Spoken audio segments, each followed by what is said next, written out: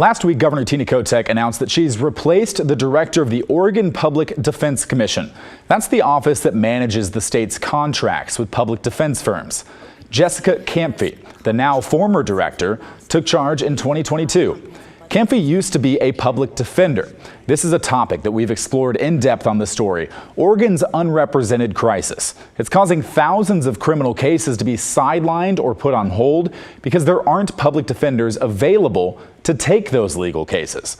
The problem is only getting worse over time, and Kotek made clear last week that she's not happy about that, saying, quote, "It is unacceptable that more than 4,000 defendants in Oregon do not have attorneys assigned.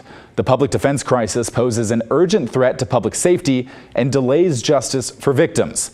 The Oregon Public Defense Commission has a duty to provide attorneys to defendants who cannot afford them, and it will take all branches of state government to work together to resolve this crisis with urgency and transparency." The OPDC went through some radical changes on Kampfe's watch. The legislature passed a bill overhauling the office in 2023.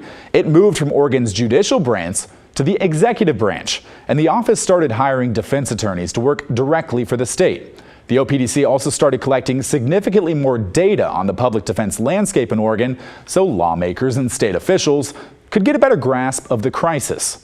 In March, a member of the Public Defense Commission testified before lawmakers and said that much of the blame rests with the legislature, and he used to be a lawmaker. Commissioner Peter Buckley said that under the circumstances, Kampfe has done an excellent job. I hope that you understand my experience with the commission is when I joined it, it was in total chaos. I mean, there's virtually nothing functioning in the agency.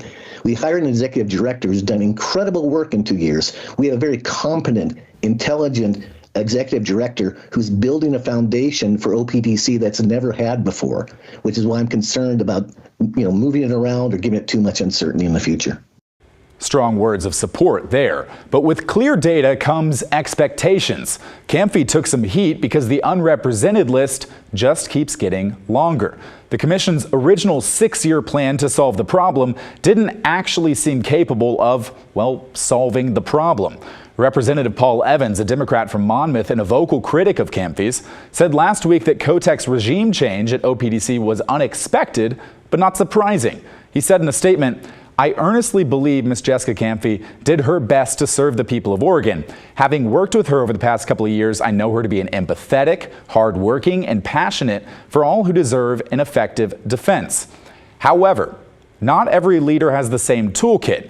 The Oregon Public Defense Commission needs a change agent with experience and skills for navigating structural and systemic changes in a timely manner. That change agent could be Ken Sanchagrin, Kotek's pick to take over the OPDC. Until last week, he was director of the Oregon Criminal Justice Commission.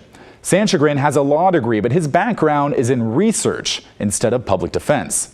A key point here, Sanchagrin has a lot of experience working under the governor, because one little wrinkle in this whole saga, remember how the OPDC moved to the executive branch in 2023? At the time, the legislature also gave it a certain level of independence against the wishes of Governor Kotek. And now lawmakers are thinking about putting an end to that independence. Sanchagrin actually testified before that same legislative committee as Buckley in March to give some background about what that change would look like. Because his own criminal justice commission, as the law likes to say, serves at the pleasure of the governor, meaning that she can choose to remove members and appoint new ones at will. With her appointment of Sanchagrin, Kotek laid out her expectations for the OPDC moving forward, which includes a clear timeline for ending the unrepresented crisis delivered by June 1st, a plan for addressing the 6 crisis counties by working with courts, public defenders, and prosecutors, increased transparency in how the OPDC spends taxpayer dollars, better data sharing with the Oregon Judicial Department, and supporting public defenders while also ensuring increased accountability on their contracts. Of course, we will let you know what happens.